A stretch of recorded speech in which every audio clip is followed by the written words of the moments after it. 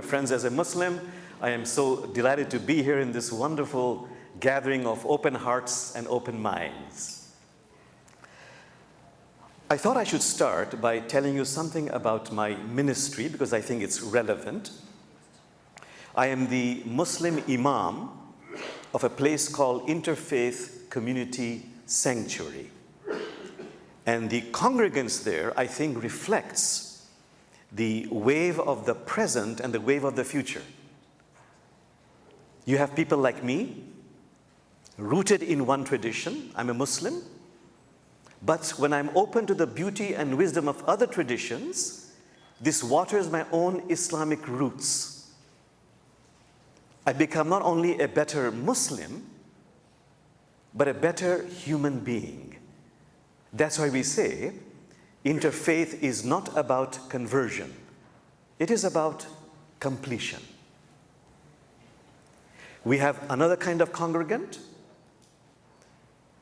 none of the above, spiritual but not religious, bees collecting nectar from different flowers. We have a third kind of congregant, a person investing in not one, at least in two religions. Like a good example is one of our members who was an Episcopalian priest in St. Mark's, Dr. Anne Redding, a Christian who also became a Muslim. She was promptly defrocked. It's a road less traveled, but it's blazing a new trail. A fourth kind of congregant, secular humanists, atheists, agnostics, myself and my interfaith amigos, Ted and Don, we say you believe in God. You simply call God by a different name. You call it truth, justice, compassion. You know, there's an adapted Mulla story of the time the Mulla was an atheist, and the Mulla tells his son, "Son, there is no God." And the son, who's trained to question, says, "Father, how do you know?" And the father says, "Son, you got to take it on faith."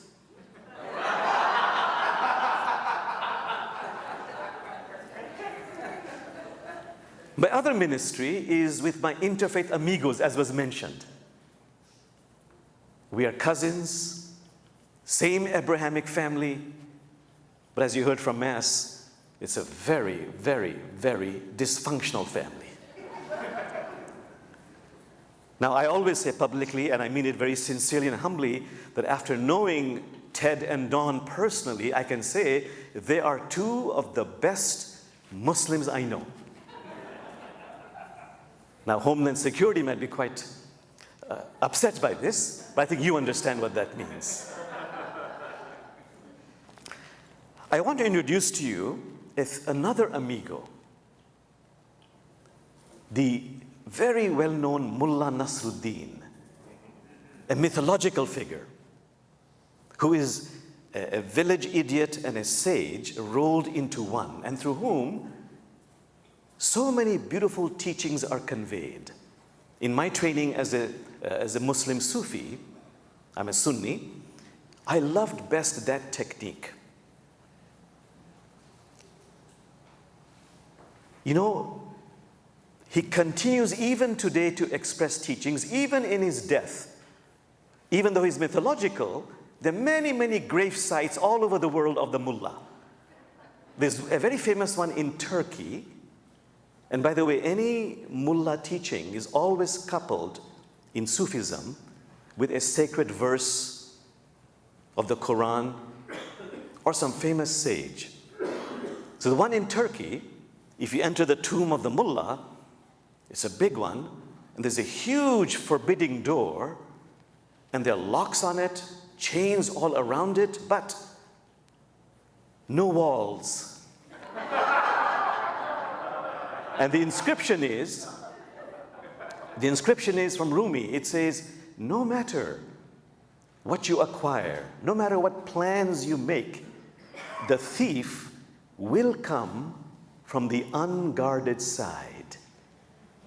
Be occupied then with something which is of real value, and let the thief take something else. So one insight is, life is not so much about form, it is about essence. And that is what InterSpirituality is about. You know, it's very wise to ask the mullah before you proceed, what is today's predicament? I think he would say two things. One is, we're all so stuck. And this is a story I and my interfaith amigos, we say wherever we go. The mullah goes to work, opens his lunch pail box. What does he find, Brother Ted? A cheese sandwich. A cheese sandwich. Second day, third day, fourth day, it's always a lousy cheese sandwich. 10th day, I'm getting sick and tired of this lousy cheese sandwich. His puzzled co-worker said, Mullah, why don't you ask your wife, be persuasive, ask her to make you another kind of sandwich. I'm not married. Who makes them? I do.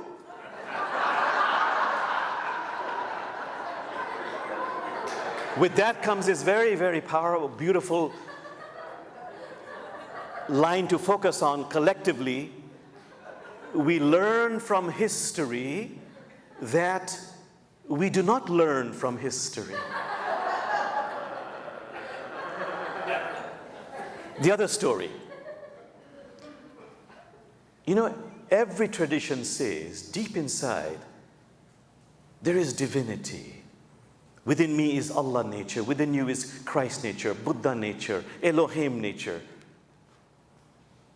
Do we believe it? Why not? So here's a scholar who comes to the mullah and says, Mullah, I understand you can impart knowledge which scriptures and books cannot impart. Mullah says, yes, but only if you follow to the letter what I ask you to do.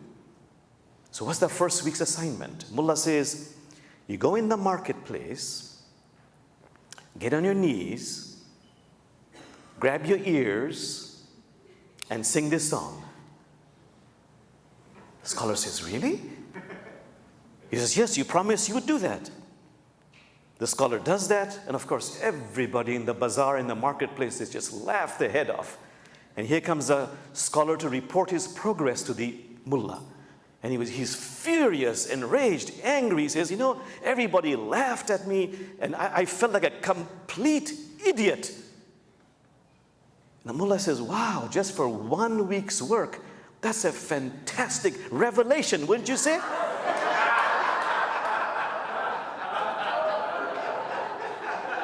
Rumi says, you have no idea who you are, and this is your problem.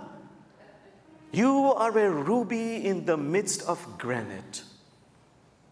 You're a ruby in the midst of granite. How long will you continue to deceive us? For we can see the look in your eyes.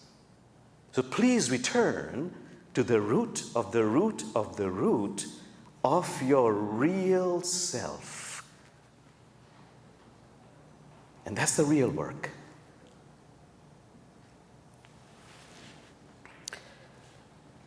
So what about InterSpirituality? What would the mullah say about that? Here's one story. The mullah announces to his wife that he has found the perfect way to play the violin. So the mullah gathers his family and his friends, and here's the mullah. He ceremoniously puts the violin to his chin. He starts to play the violin, but he plays the same note again and again and again and again. And you know, the people, they start stirring with discomfort. Finally, the wife says, beloved husband, you know, other musicians, they pluck other notes.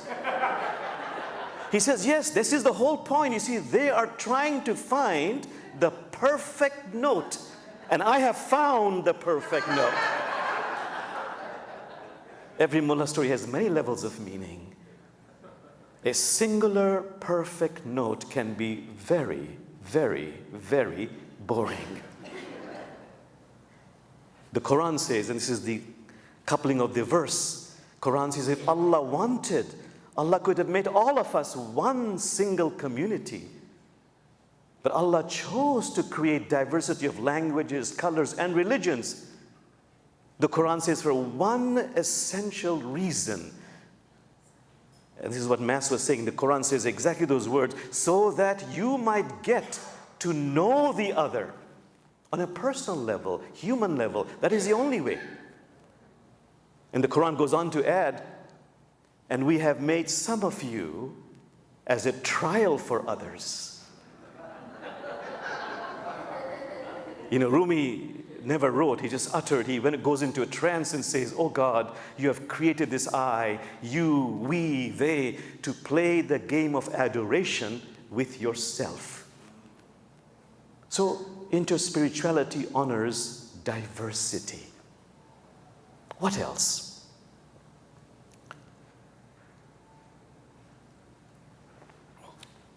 Somebody knocks on the mullah's door. Mullah opens the door, very happy because he has brought with him a lot of hunted ducks. They make a beautiful pot of duck soup. They enjoy it very much. But second day, third day, somebody's knocking on the mullah's door. I'm a friend of the friend of the friend who brought you the ducks. Mullah says, welcome, and gives the duck soup. On the 10th day, I'm the friend of the friend of the friend of the friend who brought you the ducks. This time, the mullah is a little annoyed. He goes to the kitchen and just gets some hot water. And the guest tastes what he thinks is duck soup. He says, this is not duck soup, this is hot water. Mullah says, no, this is the soup of the soup of the soup of the soup. Meaning what? Meaning what the Islamic sages say, what is our beliefs, our hearsay belief based on? Based on a soup of the soup of the soup version of reality. InterSpirituality is not about hearsay belief. It is about an experience. This wonderful Sufi saying, he or she who tastes knows.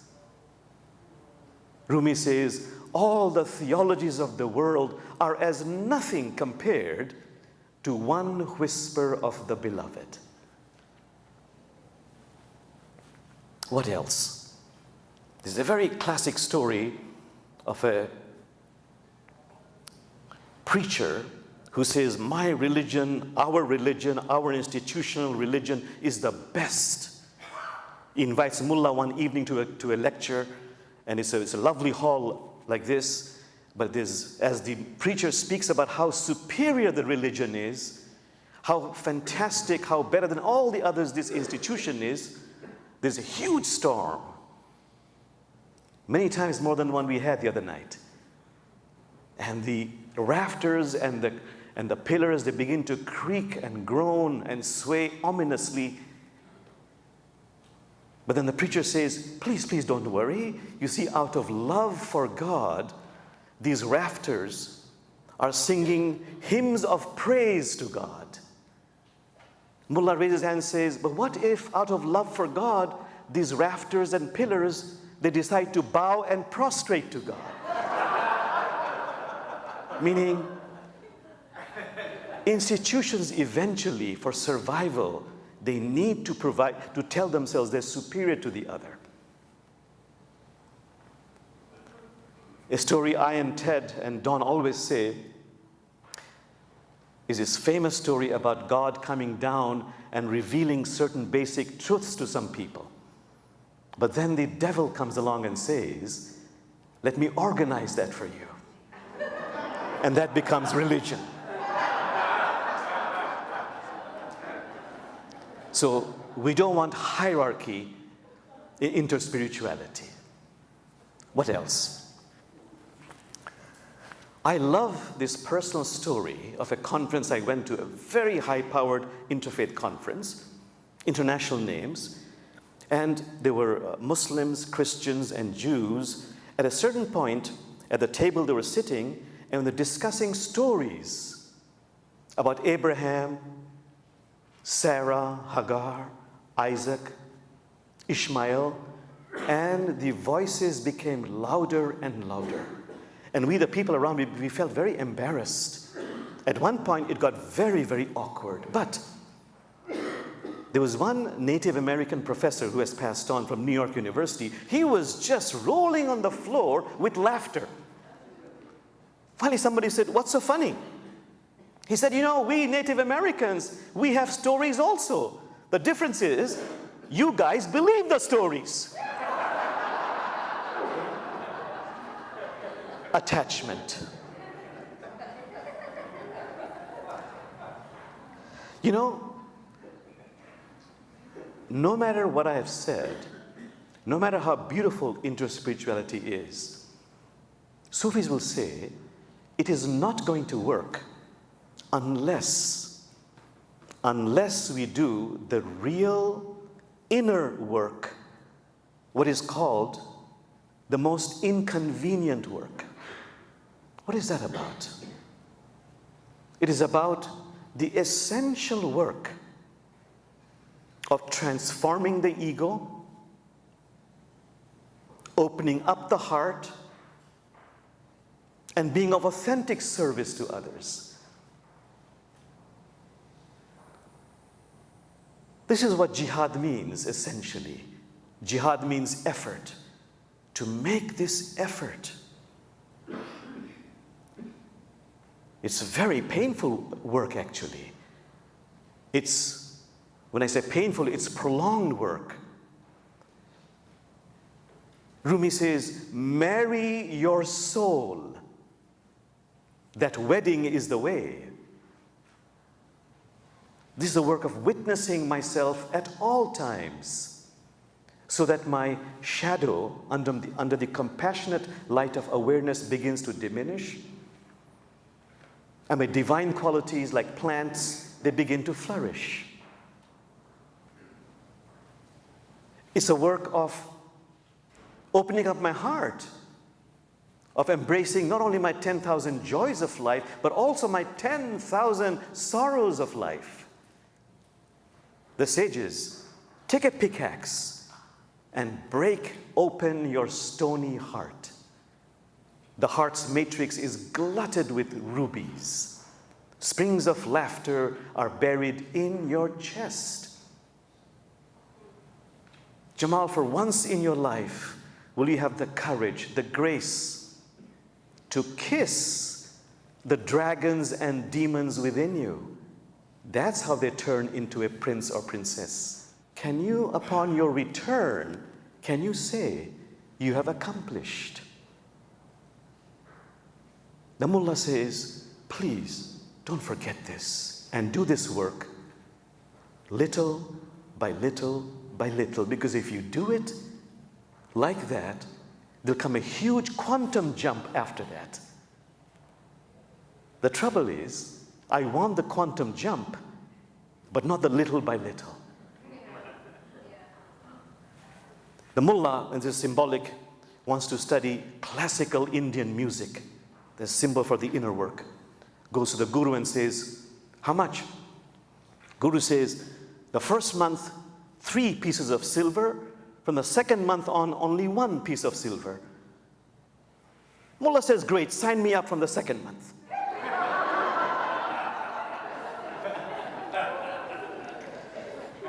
So my friends, in conclusion, Mullah would like us to know some landmark we can touch and know that we are making progress. And the main one is, can I learn to laugh? Hafiz says, what is this love and laughter bubbling up from within me? He says, listen to my answer. It is the sound of a soul waking up. All the sages say, Jamal, when you die and go over to the other side and you look back at your life, this is my religion, this is mine, that is yours, this is mine. You look at your dramas and melodramas, you will laugh and laugh and laugh and laugh from the other side. The sages say, why don't you laugh just now? Prophet Muhammad said, you know, here we are, so scared we shall go into non-existence. Prophet Muhammad said, if you really knew the truth, non-existence is trembling in fear it might be given human shape.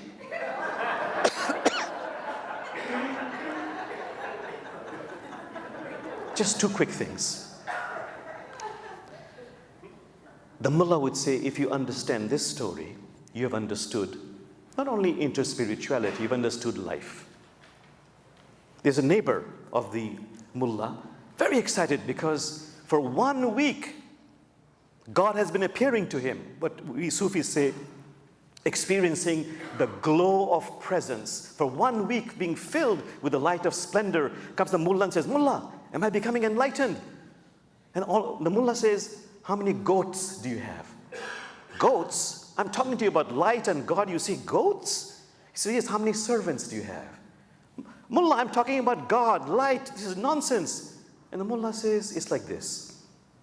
If now you are more tender in your caring for your goats, if you're more compassionate in your dealing with your servants, for sure, what you have said about the glow of presence is real.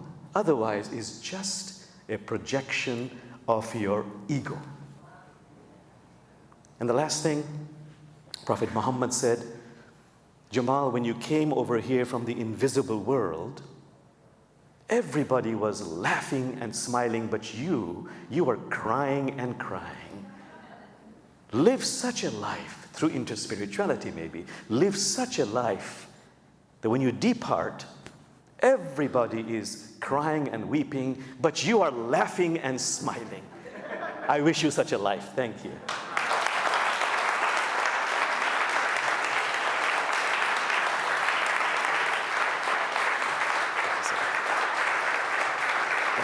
Thank you.